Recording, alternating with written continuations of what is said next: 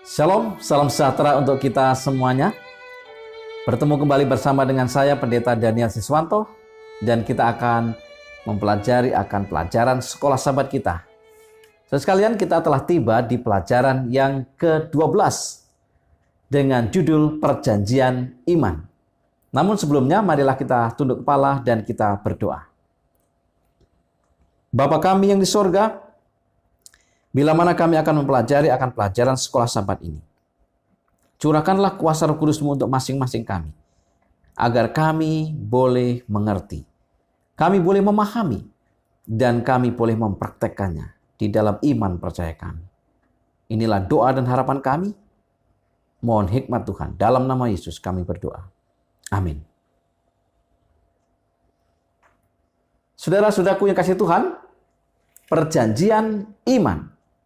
Ayat hafalan terdapat di dalam Galatia 3 ayat yang ke-11. Dan bahwa tidak ada orang yang dibenarkan di hadapan Allah karena melakukan hukum Taurat adalah jelas. Karena orang yang benar akan hidup oleh iman. Tidak peduli apa yang kita lakukan, sifat dasar kita manusia adalah berdosa. Dan tidak layak dibandingkan dengan kemurnian kebenaran Allah. Dengan menerima kematian Kristus yang menggantikan kita, melalui perjanjian, kita dapat berdiri layak di hadapan Allah. Dan betapapun Tuhan membersihkan kita, mengubah kita, membentuk kita, menjadi refleksi dari gambarnya, kita harus selalu memiliki Yesus sebagai pengganti kita yang sempurna. Ini adalah inti dari Injil dan harapan besar kita, harapan perjanjian kita. Beberapa pertanyaan di dalam pelajaran ini adalah, apa yang membuat Abraham menjadi perwakilan iman yang baik? Apakah artinya kebenaran itu diperhitungkan atau dikreditkan kepada kita? Dan bagaimana kita membuat janji-janji dan pengharapan yang terdapat di kayu salib menjadi milik kita? Mari kita pelajari secara lengkapnya.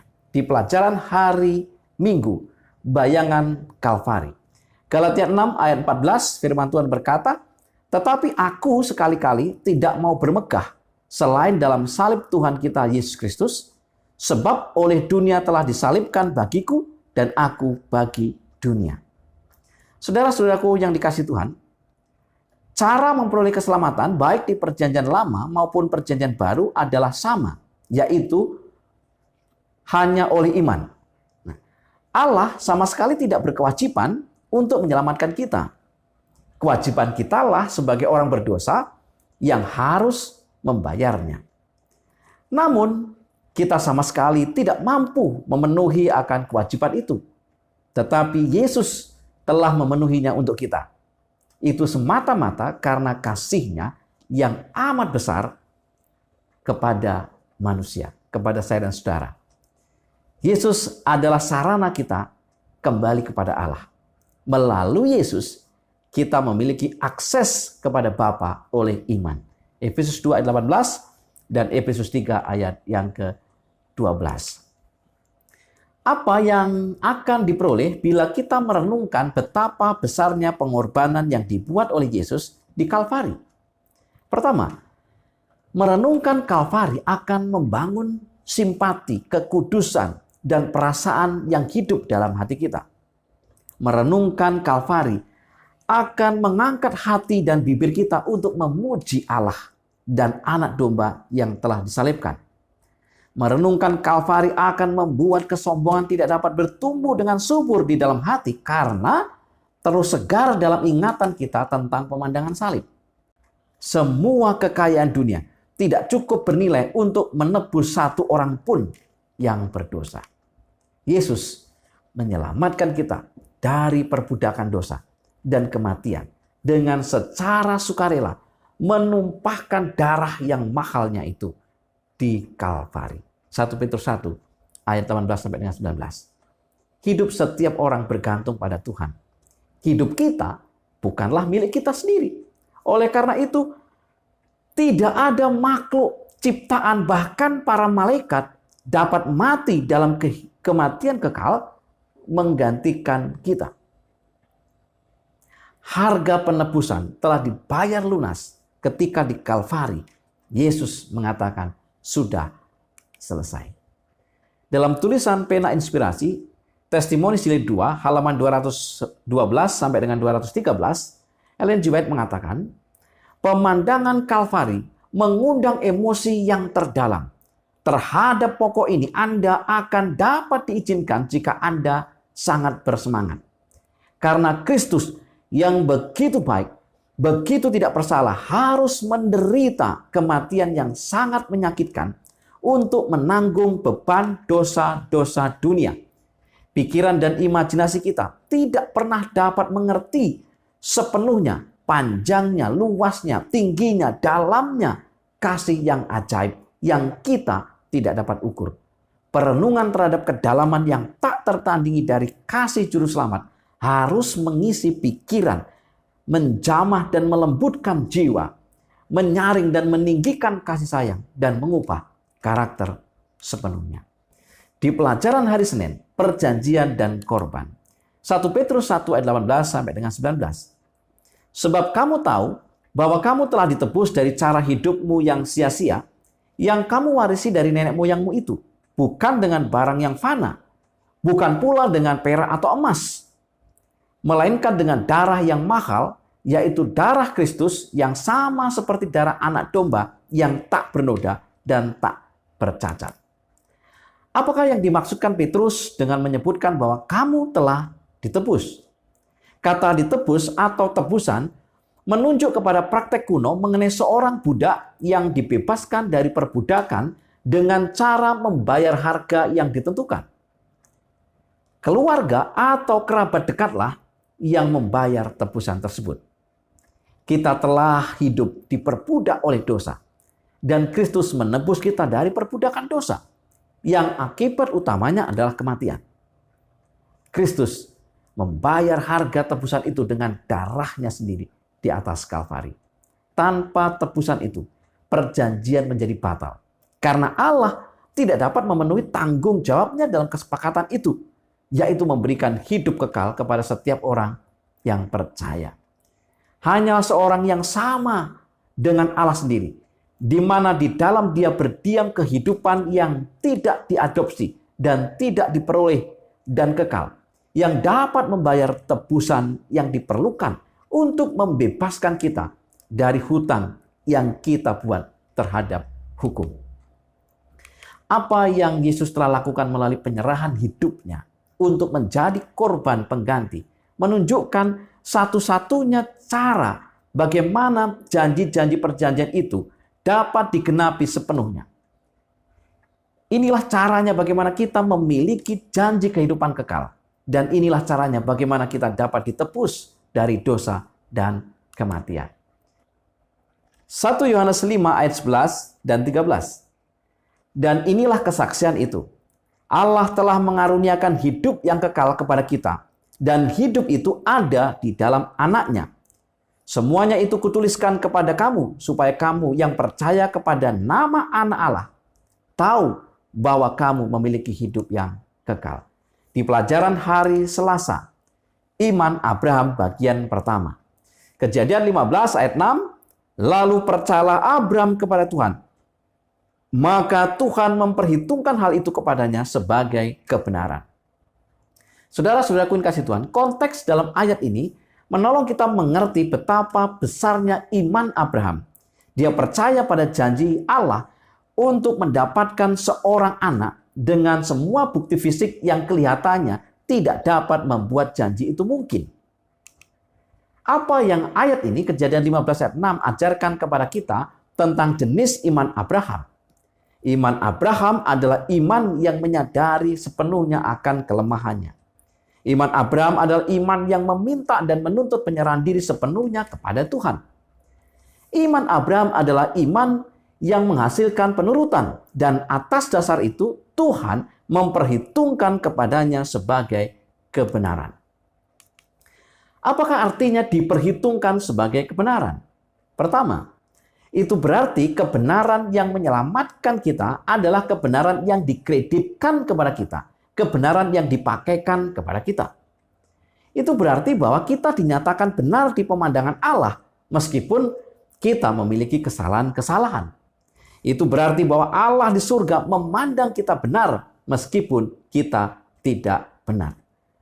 Bagaimanapun juga, kehidupan Abraham adalah kehidupan iman dan penurutan. Namun bukanlah suatu kehidupan yang sempurna. Meskipun demikian, Abraham tidak kehilangan pandangan dari Tuhan. Ia tetap hidup dalam iman yang menghasilkan ketaatan kepada Tuhan.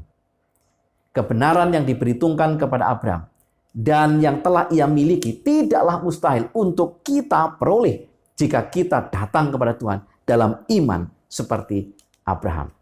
Roma 4 ayat 1 sampai dengan 5. Firman Tuhan berkata, "Jadi, apakah akan kita katakan tentang Abraham, bapa leluhur jasmani kita?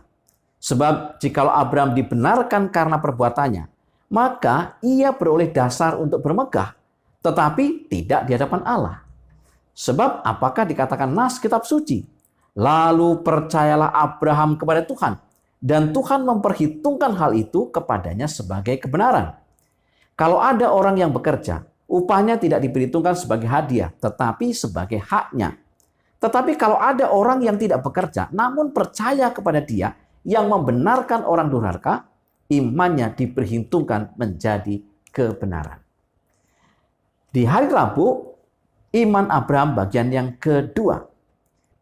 Saudara-saudara sekalian, pemahaman lebih lanjut kata diperhitungkan dalam Kejadian 15 ayat 6 dalam tulisan Musa dapat kita lihat beberapa contoh berikut. Yang pertama, Rahel dan Lea mengakui bahwa ayah mereka menghitung atau menganggap atau memperhitungkan mereka sebagai orang asing, meskipun mereka adalah anak-anak perempuannya. Kejadian 31 ayat 15. Persepuluhan orang Lewi itu dihitung atau dianggap seolah-olah itu adalah jagung dari pengirikan, meskipun jelas bahwa itu bukanlah jagung. Bilangan 18 ayat 27, Bilangan 18 ayat 30. Bagaimana ide memperhitungkan dinyatakan dalam konteks korban? Imamat 7 ayat 18, Imamat 17 ayat 1 sampai dengan 4. Jika korban tertentu tidak dimakan sampai hari ketiga, nilainya telah hilang dan itu tidak boleh diperhitungkan bagi keuntungan pembawa persembahan. Satu korban diperhitungkan bagi keuntungan orang berdosa bila mana ia kemudian datang dengan membawanya berdiri di hadapan Allah atau ke pintu kemah pertemuan. Allah memperhitungkan orang berdosa itu sebagai orang benar, meskipun pribadi-pribadi itu dalam kenyataannya tidak benar. Kebenaran agungnya adalah bahwa dinyatakan benar bukan karena tindakan yang kita dapat lakukan, tetapi oleh karena iman kita dalam apa yang Yesus telah perbuat kepada kita. Inilah inti dari frase kebenaran oleh iman. Iman adalah mesin di mana kita mendapatkan pemberian kebenaran. Melalui iman, kita diperhitungkan benar di pemandangan Allah. Karena imannya, Abraham diperhitungkan benar oleh Allah. Charles Spurgeon di dalam tulisannya, Hearken and Look halaman 47-48. Iman Abraham dapat memimpin unta dan kawanan domba menjauh dari Haran ke Kanaan. Kepercayaannya adalah iman yang bisa mendorong tendanya ke tanah asing atau menggulung kemahnya. Itu adalah iman yang praktis, aktif hidup setiap pekan, setiap hari. Iman yang percaya bahwa Allah memberi makan, gagak akan mengirimkan roti harian kepada kita. Sebuah iman yang tidak hidup di wilayah fiksi, melainkan sebuah kenyataan. Di pelajaran hari Kamis bertumpu pada janji-janji. Kardinal Bellarmine, seorang apologis Katolik yang selama hidupnya berperang dengan pekabaran pembenaran oleh karena kebenaran yang diperhitungkan. Saat dia terbaring hampir mati, dibawa kepadanya salib dan jasa para orang kudus untuk menolong memberikan kepastian keselamatan kepadanya. Bellarmine berkata, "Ambil semua itu. Saya berpikir lebih aman percaya pada jasa-jasa Kristus.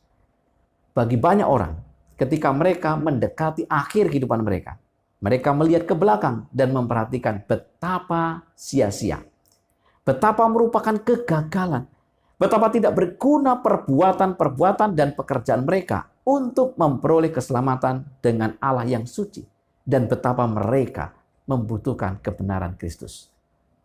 Kita tidak perlu menunggu sampai mendekati kematian untuk memiliki kepastian dalam Tuhan sekarang ini. Perjanjian itu sepenuhnya didasarkan pada janji yang pasti dari Allah sekarang.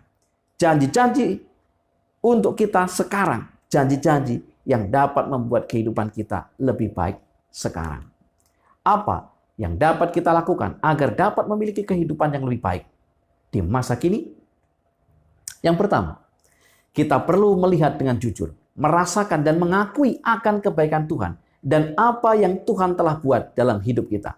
Mazmur 34 ayat 9. Kita perlu mengingat bahwa beban terberat karena dosa kita telah dipikul oleh Yesus. Dan kini kita perlu memberitahukan kepada banyak orang bahwa mengikut Yesus dan melakukan kehendaknya itu sungguh menyenangkan dan melegakan. Matius 11 ayat 30. Kita harus bersukacita karena kita telah dibenarkan oleh iman, sehingga sekarang kita dapat hidup dalam damai sejahtera dengan Allah. Roma 5 ayat 1. Kita perlu merenungkan kerendahan hati Yesus yang datang dalam kesederhanaan dan pengorbanannya di Kalvari telah memberi keuntungan besar kepada kita, yaitu harapan hidup kekal. Filipi 2 ayat 7 sampai dengan 8. Tidak ada alasan bagi kita untuk tidak hidup lebih baik dan bersukacita di masa kini dengan semua apa yang Tuhan Yesus telah lakukan bagi kita. Matius 11 ayat 28 sampai dengan 30. Firman Tuhan berkata, "Marilah kepadaku semua yang letih, lesu, dan berbeban berat. Aku akan memberikan kelegaan kepadamu. Pikulah kuk yang kupasang dan belajarlah kepadaku. Karena aku lemah lembut dan rendah hati, dan jiwamu akan mendapat ketenangan. Sebab kuk yang kupasang itu enak, dan bebanku pun ringan." Sebagai kesimpulan pelajaran sekolah sahabat kita. Yang pertama, hidup setiap orang bergantung pada Tuhan. Hidup kita bukanlah milik kita sendiri. Oleh karena itu, tidak ada makhluk ciptaan, bahkan para malaikat, dapat mati dalam kematian kekal menggantikan kita. Di Kalvari, Yesus telah mati untuk kita. Yang kedua, apa yang Yesus telah lakukan melalui penyerahan hidupnya untuk menjadi korban pengganti menunjukkan satu-satunya cara bagaimana janji-janji perjanjian itu dapat digenapi sepenuhnya. Yang ketiga, bagaimanapun juga kehidupan Abraham adalah kehidupan iman dan penurutan. Namun bukanlah satu kehidupan yang sempurna. Meskipun demikian, Abraham tidak kehilangan pandangan dari Tuhan. Ia tetap hidup dalam iman yang menghasilkan ketaatan kepada Tuhan. Yang keempat, iman adalah mesin di mana kita mendapatkan pemberian kebenaran. Melalui iman, kita diperhitungkan benar di pemandangan Allah. Yang kelima, kita harus bersukacita karena kita telah dibenarkan oleh iman. Sehingga sekarang kita dapat hidup dalam damai sejahtera dengan Allah. Roma 5 ayat 1. Itulah pelajaran sekolah sahabat yang bisa kita pelajari. Mari kita tunduk kepala dan berdoa. Terima kasih ya Tuhan untuk pelajaran yang sudah kami pelajari. Kami berdoa memohon agar kuasa Roh Kudus Tuhan mengurapi masing-masing kami. Sehingga kami diberikan kemampuan untuk mengerti, memahami, dan bertumbuh di dalam firman Tuhan. Terima kasih ya Tuhan. Mohon berkat untuk seluruh umat-umat Tuhan dimanapun mereka berada yang menyaksikan atau yang belajar melalui video ini. Dalam nama Yesus kami berdoa. Amin. Saudara-saudaraku yang dikasihi Tuhan, biarlah kita terus belajar akan firman Tuhan melalui pelajaran sekolah sahabat. Sementara kita belajar bila mana mendapatkan berkat, bagikanlah video ini kepada yang lainnya. Tetap semangat, selamat belajar, selamat sahabat, dan Tuhan memberkati.